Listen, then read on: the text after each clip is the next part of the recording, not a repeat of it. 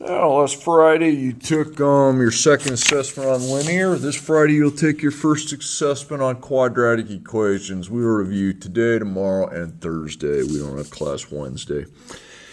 Okay, now I've got a pretty snazzy little sheet you can use for this first assessment. During the second time we take this in weeks later, I might take this away.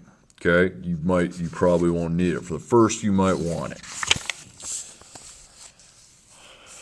Okay. Now, I want you to write a couple things on this first page. I want you to write graphing. Okay, graphing.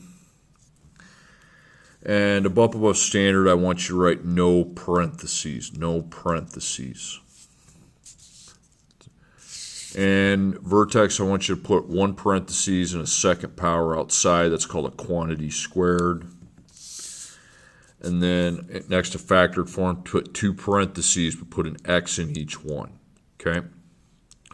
Well, all those are the three forms of a quadratic equation. Quadratic equations form those parabola U's. Okay? We can always spot them with the second power.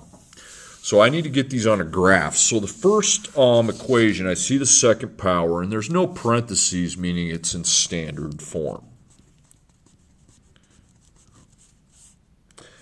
Okay, all these need 3 coordinate points to graph them at least somewhat accurately.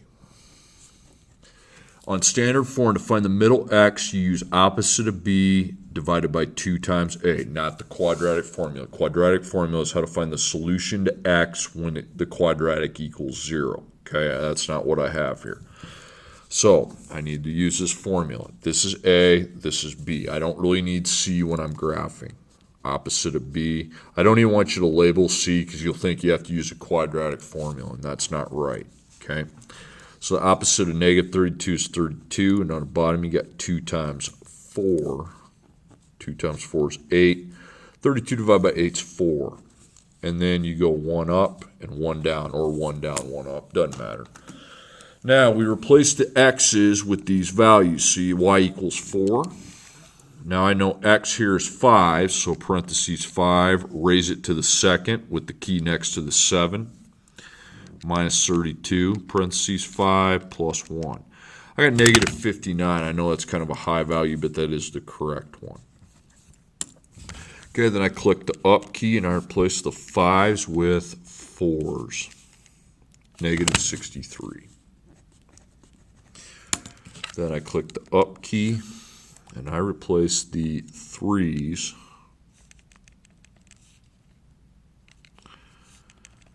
and that's going to give me negative 59. Okay. Now you can graph it. So go right 1, 2, 3, 4, 5, down 10, 20, 30, 40, 50, and then 59 somewhere there. 4, negative 63. 1, 2, 3, 4, down 10, 20, 30, 40, 50, 60. 63, my bad. And then the other one, 4 negative, or 3's right here, and it just ends up across from the first one. And now you make your curvature U's, and they're parallel. They're not V's, they're U's. There's no like slope to them. They just curve. Okay, my next one, definitely not standard form. That's when we don't have any parentheses. And vertex, now that has to be 1 parentheses with a quantity squared. So I think it's got to be in factored form.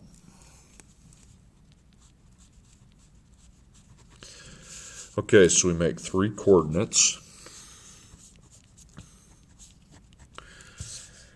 Okay, and what we need to do is set each of those equal to 0, okay? And those find the value there and there. It's what those arrows are telling you. So x minus 4 equals 0, x plus 8 equals 0. So we plus 4, and that's 4. Then we minus 8, and that's negative 8. Now, consequently, those also always give you a y value of 0, and you can tell because if I go 4 minus 4 there, that's 0. So if one of the factors is 0, then the whole y equals 0. Same with the negative 8. Plus 8 is 0, then the whole product is 0. Okay, now in the middle it says average. That means we have to find the average of these numbers. We add them and then divide by 2. So 4 plus negative 8 is negative 4. divided by 2 is negative 2. And then we replace the x's with negative 2.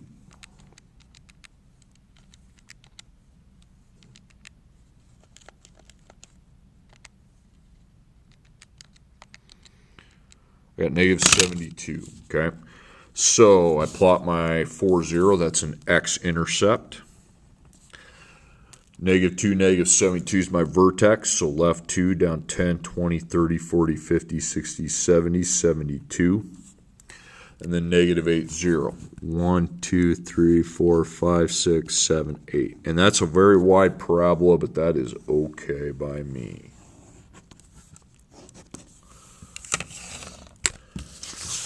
Okay, and then the third equation we have to graph, okay, is, well, I see a quantity the second, that's vertex form, okay, that's what this is called. And there's a reason it's called vertex form, because the vertex in the middle can be seen just by looking at the equation. In your parentheses, what's the opposite of minus 4? Be 4. What's the number being added after it? 6. Okay, so 4, 6 is the vertex. So then I go 1 lower and 1 higher. Now again, these are going to be 4s, and I can tell here's why.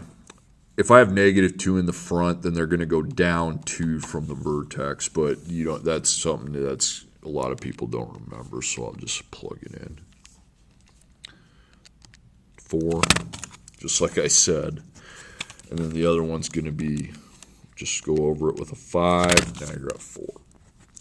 Okay, so 3, 4, 1, 2, 3 up, 1, 2, 3, 4.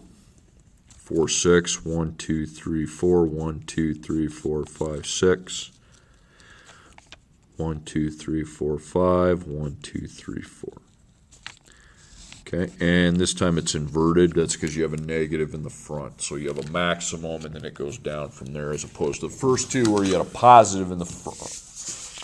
So, yeah. Okay, that concludes graphing. Now turn this over to the back side, and now we're going to solve equations. These are all quadratic equations. There's a second power. They all have 2 solutions that we need to find.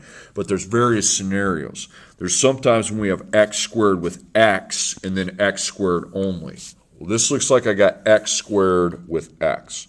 So then I have to have this equation equal to 0. If not, I need to rewrite it. And then I factor. There will either be 2 terms, which is this, or 3 terms, which is this. So we got to make sure we're equal to 0 and then factor. We're equal to 0, so that's good. I don't need to rewrite it. Now, how many terms am I trying to factor here? 2. The 0 doesn't count. It's just what's over on the other side. So that's GCF and dots. Now, a lot of times I end up crossing out the dots box, but I at least want to think about it when I'm taking a test.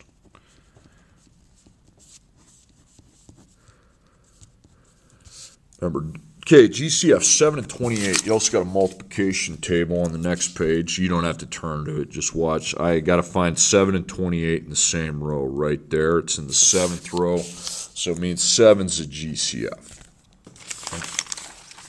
Now, both of those numbers, I got x on both of those, okay? So I need to also factor out an x. It's going to be positive 7 because the number in the front's positive.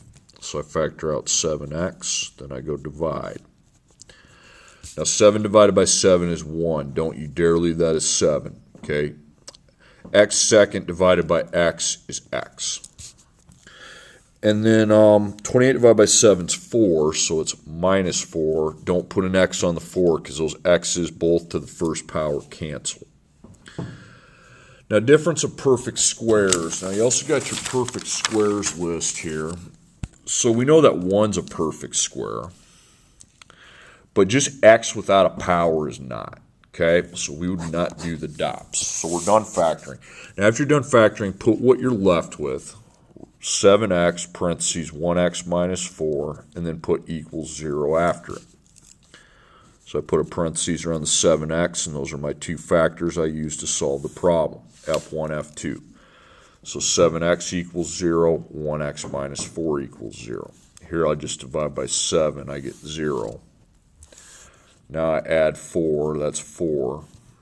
And I don't really need to divide by 1. You can if you want, but it's still 4. Okay, my next one. I got to find the two answers to the quadratic equation. Well, I've got x second with x. So I have to have this equation equal to 0, which it is not. I'll have to rewrite it, and then I can factor. Okay, so let's get the 0 here, and I can plus 12, and now it's 0, but you got to add 12 to the other side of the equation, but you can't, it's not a like term with x to the second or 7x, so I put plus 12 behind it. So now I can rewrite that bad boy. X to the second minus 7x plus 12 equals 0. Now I would suggest you put an implied 1 in front of the x to the second, and now you see there's 3 terms, okay, not 2. So 3 terms is the greatest common factor if we have it, and then the t-chart. Now remember, if the t-chart doesn't work, we got the quadratic formula to find the 2 solutions, but I want you to try the t-chart first.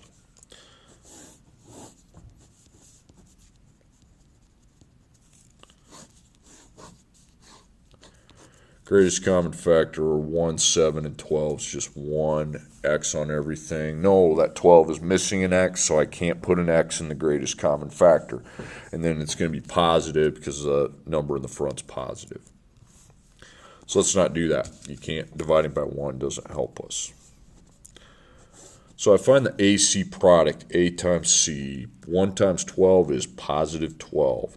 Now if I got a positive, the signs of the factors have to be the same. I'll start with them both as negative. I can always switch them both to positive if I have the right number but the wrong sign. And I'm adding to try to make negative 7. 1 and 12, that's negative 13. 12 divided by 2 would be 6. That is negative 8. 12 divided by 3 is 4. Bingo. Negative 7. Right number, right sign. We're good. Now, before you make your parentheses, you got to pay attention to what your A equals. Your A was a 1. Well, now you can take the 1 away. Okay? You have x to the second, so you can just rewrite that as x times x. Remember, if it's not a 1, you got to do something different. Not a whole lot different, but just a little something. Okay, now I've taken that expression and factor it. There was no GCF, so I rewrite that in factored form. X minus 3, x minus 4 equals 0. And that's factor 1, that's factor 2, and now I'm ready to go. So x minus 3 could equal 0, or x minus 4 could equal 0. So I add 3 to both sides, I get 3. Then I add 4 to both sides, I get 4. 3 and 4. Okay, the next one's going to be a much quicker problem. I have x, 2 answers. All these have 2 answers. And you have x to the second, but you don't have it with x. It's just x to the second only. So I use the square root method, where I get the x to the second by itself and do the square root. So I subtract 2 first. That takes that side of the equation to negative 160. And then I divide by negative 4. And now we're at x to the second equals 40. Now, to undo a second power, you find the square root of the 40. But I don't want decimals when using the square root method, okay? Is 40 a perfect square? I mean, here's the perfect squares right here. 40 is not there. Then you start dividing. So I'd start with 36. 40 is not going to divide by anything higher than itself. So, nope. Nope. Go up to 16. Nope. Go up to 9. Nope. Go up to 4, or we're just going to leave it, but 4 works.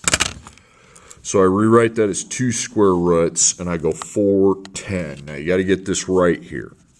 The square root of 4 has to be replaced with its integer equal of 2. So your answers are 2 square root 10 and then 2 square root of 10 with the negative in front. Okay, my next problem, I have 5x to the power of 2 minus 27x plus 10 equals 0. So we have two solutions. We have x to the second, and unfortunately we have x with it. So equals 0, we have to factor. Well, I don't have to rewrite it, we're already equal to 0. So again, now we have three terms, so I'd make the GCF and the table the same as the other three-term problem. Now, there might be potential for a GCF here because you don't have 1 in there. Remember, you don't have 1 in there. But I think most of you know that 5 and 10 are of a GCF, but 27 is not anywhere to be found. So the GCF's 1.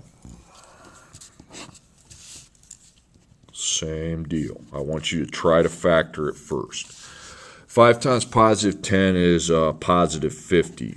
So that's a positive. Again, I find my A times C product. Negative, negative then. We can always switch them to positive, positive later. Now I'm trying to add to get negative 27. So 1 and 50, that's negative 51.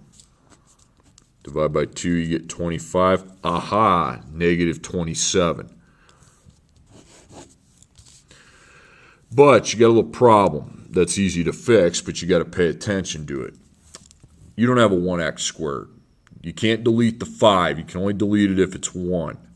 So when we're trying to rewrite it in factored form to make sure it gets rewritten right, we're going to make 2 sets of parentheses, 4 of them total.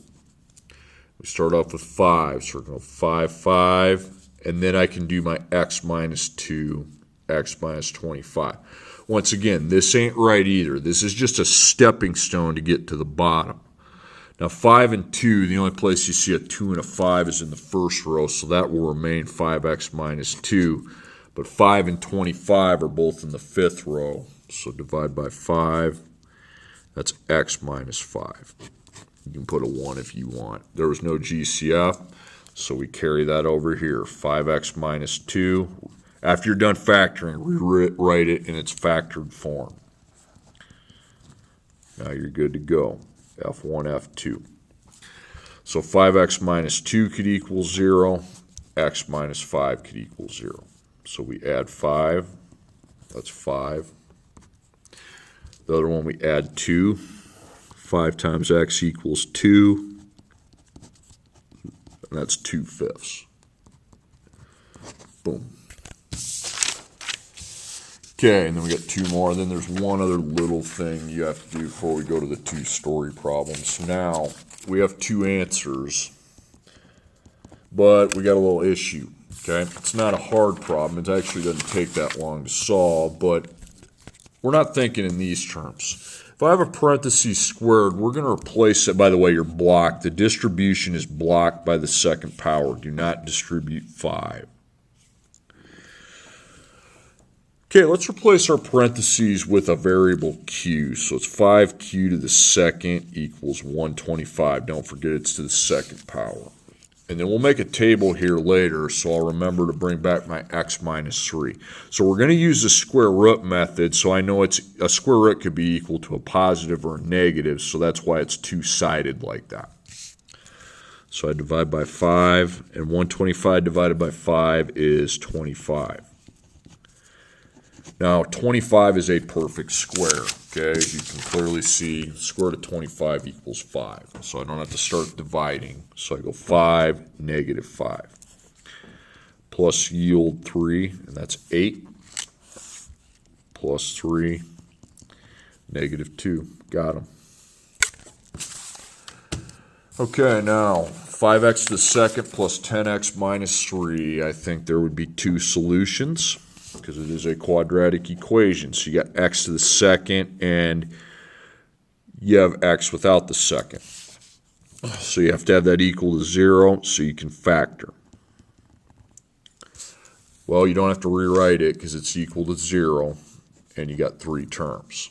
So I look for the greatest common factor, and then I set up my table. 5, 10, and 3. The only place you're going to find a 5, a 10, and a 3 is the first row. It's not going to have x because the constant 3 doesn't have x. and then negative in the front, I think not. Okay, so let's not do it if the greatest common factor is 1, because dividing by 1 is just stupid. But dividing by 1x isn't, dividing by negative 1 isn't, but just positive 1, yeah. So 5 times negative 3 is negative 15. Okay, so again, now you have a negative, so now that's a positive times a negative. And we'll try to add to positive 10. No, that's negative 14. 15 doesn't even divide by 2, it's a decimal. Now let's go to 3. That's 5. That's negative 2. Now you're under 10, so you know that this is prime now. Prime. That means we got the quadratic formula. Okay, so opposite of b plus or minus the square root b squared minus 4ac. b squared minus 4ac over 2a over 2a. So again, a is 5, b is 10, and c is negative 3. So the opposite of 10 is negative 10.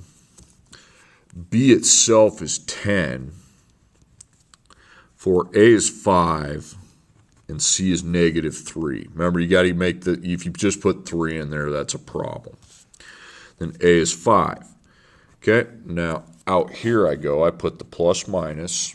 Now remember, you got a negative 10 in front. 2 times 5 on the bottom's 10. And then to figure out the discriminant, that's what the square root is called in the quadratic formula. We're going to make a couple square roots. So 10 times 10, that is not 10 times 2. 10 to the second power means 10 times itself, and that is 100.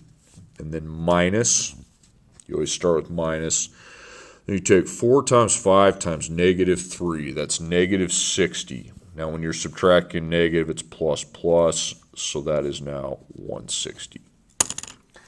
Now in the quadratic formula, I'm going to allow you to square root that into a decimal, okay? And that's going to be 12.65. Okay, now I'm good. I can go negative 10 plus 12.65, click equals before you're dividing by 10, and round it to the nearest hundredth, that's 0.27. Then I go negative 10 minus 12.65, click equals before dividing by 10, and that's negative 2.27. These answers are approximated, okay, they're not exact. Okay, now you get a little problem here that I was very kind here. You have a graph of a parabola, and you have to write the quadratic equation down here. You always write it in vertex form because it's easy to see the vertex when looking at a graph. Now, we got to find the A, the H, and the K, and this is a K blank. As soon as we find that, problem solved. Okay, now H and K is easy. That's your vertex point. So label that your forward 3 and up 3. So H and K can both be replaced with 3. Okay. Remember, if that is a negative, you're going to make that minus a plus and then just put the positive number.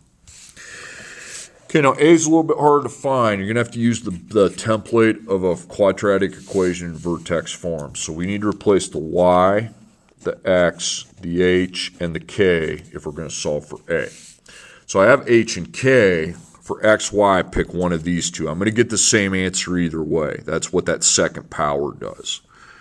So that one here, we are 1, 2, 3, 4, 5. So 5 is my X value. 1, 2, 3, 4, 5, 6. 6 is my Y value.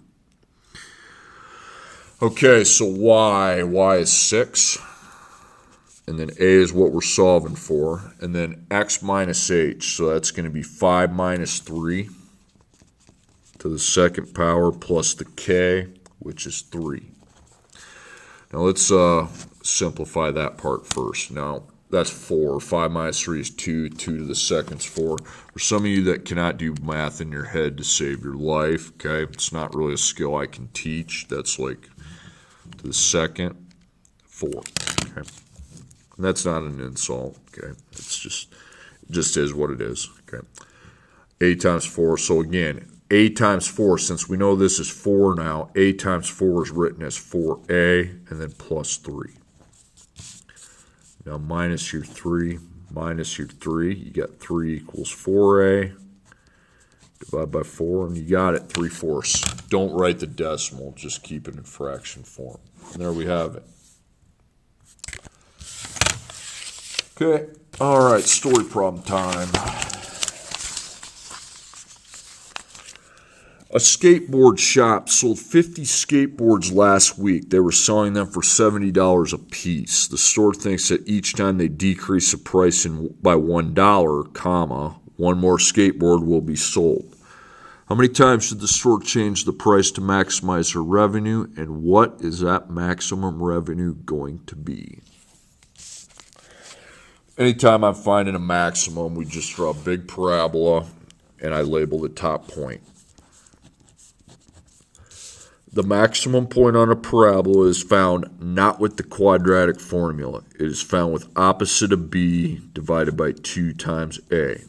It's like the quadratic formula without the square root. Okay, it's like the formula gets cut in half because you're halfway up. And then the y is found by replacing x in the equation. Now, anytime I have a parabola, I need to set up, and you want to give yourself some room down here, blank x second plus blank x plus blank equals y. Now, this is not one of the problems where you go -16. This is not gravity, okay? Maximum revenue. Well, if I'm calculating revenue, that is equal to the product of two things. The money I charge times the number of items that I sell. So your money, you got 70 and you got this $1 here. So you have 70.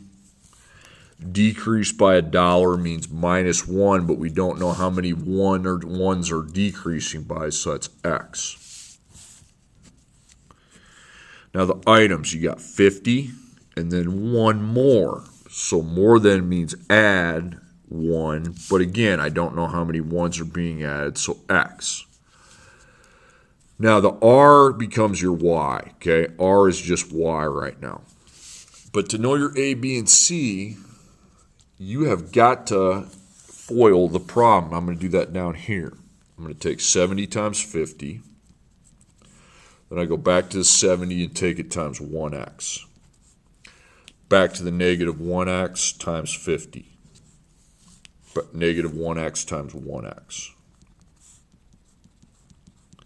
70 times 50 is 3,500. Then you get 70x, -50 with an x.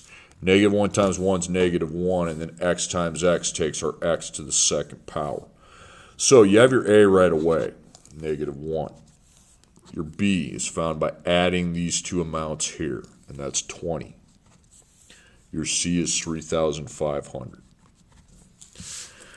Okay, so the opposite of B, okay, is -20. And then 2 times A, it's 2 times -1, and that's -2. When you're doing a maximum story problem, you always need to end up with a negative divided by a negative, and that's 10. Now, I replace the x's with 10 on a calculator, and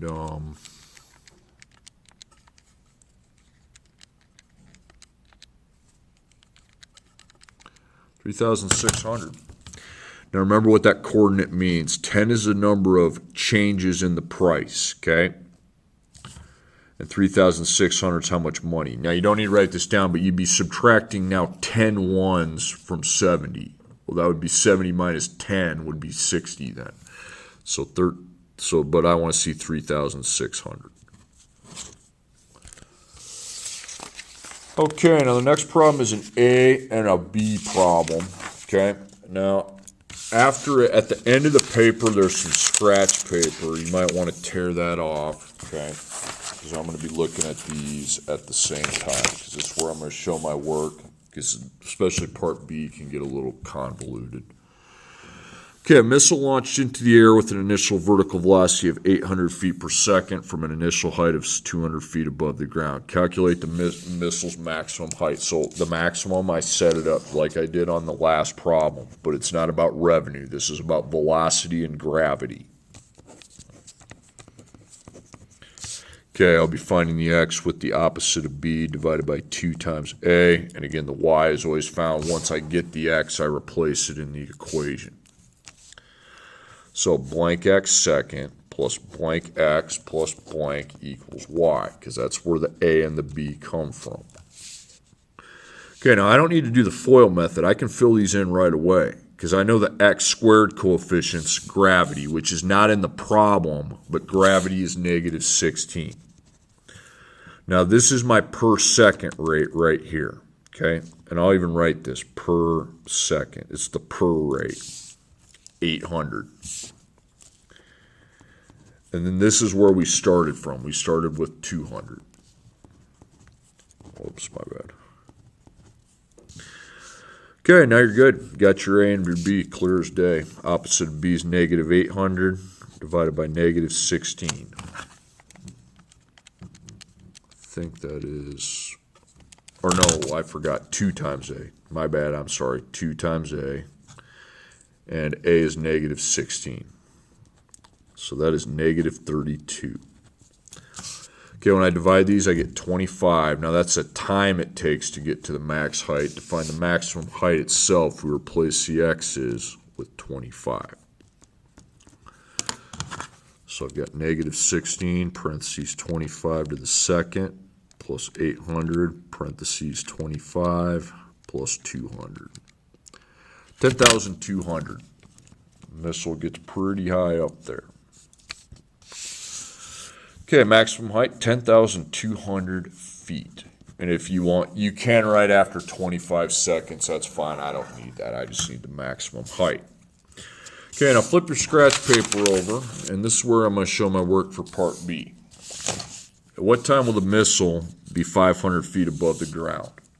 Now, you're no longer finding the maximum height, so you don't have just the go-to of opposite of B divided by 2A. You have to think a little bit, okay? So underline feet and seconds, and let's attack it like we would a 2-unit problem. So you got feet, you got seconds. X is seconds, Y is feet. So the feet per second rate is going to be 800, 800x. But wowza, this wouldn't be a line. What goes up comes down. It's going to be a parabola. Now, on a parabola, you want to label these two things. You want to make a point at the beginning, and you want to put a point somewhere on the other side, because you know you're not finding the top. Now, our missile starts at 200 feet. It says so up there. It starts at 200 feet, so I label 200 there.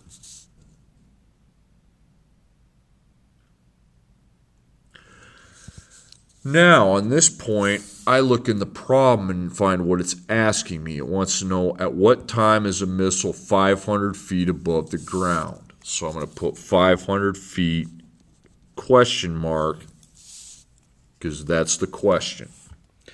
Now, a parabola, you need quite a bit of workspace. You're going to make that right there. And you set up your equation. And we know it's a gravity. For the x, look here, you got 800. And for here, look at your starting point. You got 200. You just need to insert the 500 feet into the equation. But unfortunately, feet is y. So we replace the y. It's easier to replace the x. A little bit harder to solve when you replace the y. So I now have to solve for the x. Now, x has two answers that make that equal to 500. Because it'd be 500 on the way up, but also on the way back down. Okay, now I have x to the second. I've also got x, so we got to rewrite the equation so it equals 0, and then factor.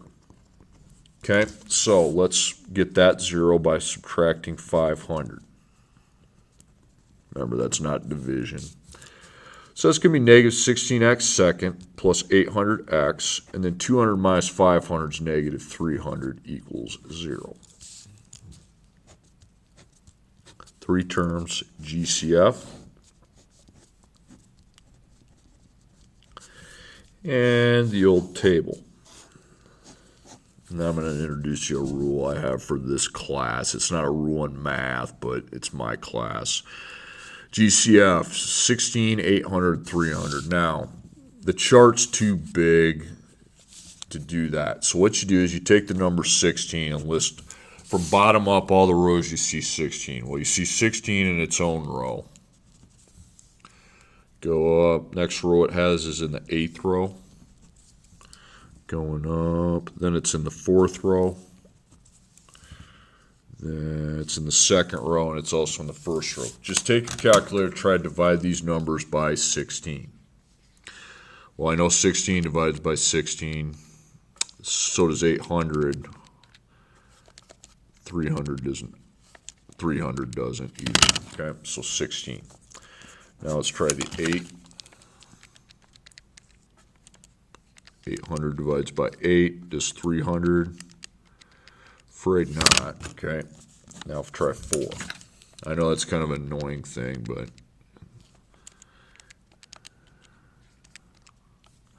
300 divided by 4. Okay, it works for all of them. So I'm going to factor out a 4, not with an x, because there's a constant and it's going to be negative. So negative 4 is factored out. Then I divide all these by negative 4. So it gives me positive 4x second. It's going to be my A. Minus 200x, that's my B, plus 75. That's your C. Now, I'm taking 4 times 75, but that's going to be 300. I'm not going to try to factor if it's higher than 200. Okay, that takes forever. So just cross it out. It's not necessarily prime. Maybe it is, maybe it isn't. But I use the quadratic formula. So opposite of b, plus or minus the square root, b squared minus 4ac over 2a. Again, a is 4 now, b is negative 200, and c is 75, positive. So opposite of b, 200, b, negative 200. 4, A is going to be 4, and C is 75, and on bottom, A is 4. We know that's 8. So off the side here, I got plus minus. We got 200 in front, and on bottom, we have 8. 208. Now I figure out the discriminant. First, I take negative 200 to this. That means negative 200 times itself, not times 2, and that's 40,000. Minus, then I take 4 times 75, and that's 1,200. I subtract those. 338,800. Then I approximate the square root of that. Okay, 197. I'll just put 197. I don't care how you round there. You've done the hard work. 200 plus 197 equals, divided by 8, 49.63. And then 200 minus 197 equals, divided by 8, 0.38. Okay, those are both positives. Write them both down, because technically those are both legit answers if they're both positives. Because it's on the way up, that's not much, a fraction of a second, and then on the way down. Okay, you want to watch out for that last problem, okay? Remember, if it's not asking for the max, you're going to want to go for the 3 boxes. And I know that's kind of a pain here, okay? But